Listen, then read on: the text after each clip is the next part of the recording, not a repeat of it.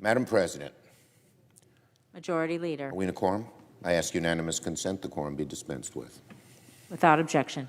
Now, Madam President, over the past week, the Senate's been confirming President Biden's cabinet nominees with significant cooperation between both parties.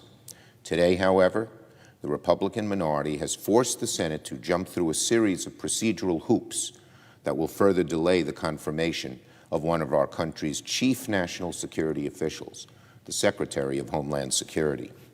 It's now been 8 days since President Biden was sworn into office. And as a result of the objection from one member, just one member, of the Republican minority, it will be another 4 until we can complete the nomination of Mr. Mayorkas to be our next Secretary of Homeland Security. What could have been the tidy work of a few hours on President Biden's first day will drag on for a week and a half. Make no mistake about it, he will be confirmed. This dilatory action will not succeed, but it will prevent the Senate from doing other important business. It's become a point of pride for the Republican leadership to say that they are treating President Biden's nominee more fairly than Mr. Trump's. But I'd remind my colleagues that former President Trump had his first DHS secretary, Secretary Kelly, confirmed on his inauguration day. There's a reason that there has been bipartisan cooperation in the past to confirm the Homeland Security Secretary. Whatever our differences on policy, both parties have agreed that the prolonged delay of these nominations is no good for our national security. And now that's particularly the case right now. Our government recently suffered an unprecedented cyber attack. In the wake of January 6th, the threat of violence and domestic terrorism remains a great concern. But because of the tactics of some Republican members, particularly the junior senator from Missouri, Mr. Mayorkas' nomination is being needlessly stalled. My friends on the other side don't have to agree with Mr. Mayorkas on the finer points of every policy. I'm sure they don't share the exact views of every appointment to a Democratic president's cabinet. But that is not a sufficient reason to oppose a nomination, especially one as important as Homeland Security. You don't have to take my word for it. Listen to Michael Chertoff, President Bush's former DHS secretary. He said, quote, "If members of Congress want to contest elements of Biden's proposals, they are free to do so. But hostage-taking is not an appropriate way to do this, particularly if a result of that is to put the lives of the American people in jeopardy." Chertoff went on to say that actions to thwart Mayorkas' nomination were, quote, "irresponsible and unconscionable." Irresponsible and unconscionable. That's President Bush's former Secretary of Homeland Security, not a Democrat. Well, the Senate is not going to tolerate this irresponsible and unconscionable delay. Despite the tactics from the Republican side, the Senate will begin work on this crucial nomination today, and he will be confirmed.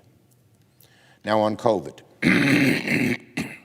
Quickly, though, this chamber must also consider additional relief for the American economy and the American people suffering from the prolonged effects of COVID-19. Congress must pursue a bold and robust course of action to defeat the disease, recover our economy, get our country back to normal. Again, our country requires bold and robust action. A trio of economic news items this week has underlined the glaring needs in the country. First, the Federal Reserve issued a sobering warning yesterday that the pace of economic recovery is weakening, and as a result, they decided to leave interest rates low. Second, the unemployment report this morning reminded us that jobless claims are still extremely high, at or near 1 million per week. That's a lot larger than usual. Third, and maybe most astoundingly, most strikingly, the Bureau of Economic Analysis this morning revealed that last year the economy shrank by 3.5%, the worst year for economic growth since World War II. And the first time Our economy has contracted since the Great Recession. Given these economic numbers, the need to act big and bold is urgent. Given the fact that the GDP sunk by 3.5% last year, we need recovery and rescue quickly. Everywhere you look, alarm bells are ringing. Mortgage deferrals are increasing. Businesses are still closing. Schools are closed in many states. Restaurants and bars, travel are in crisis. Our new Secretary of Treasury, Janet Yellen, who was days ago confirmed with the support of 84 members of this body and a large majority of our Republican colleagues, just told us that, quote, with interest rates at historic lows, the smartest thing we can do is act big.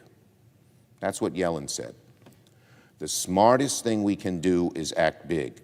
Given these numbers, given the weakening state of the economy, only big, bold action is called for. To cut things dramatically at a time when the economy needs a boost would be irresponsible and hurt millions of people. We are in the midst of a once-in-a-century crisis. It requires a once-in-a-century effort to overcome it. The dangers of undershooting our response are far greater than overshooting. We should have learned the lesson. We should learn the lesson of 2008 and 2009, when Congress was too timid and constrained in its response to the global financial crisis, and it took years for the economy to get out of recession. We must not repeat that mistake today. So the Senate, as early as next week, will begin the process of considering a very strong COVID relief bill.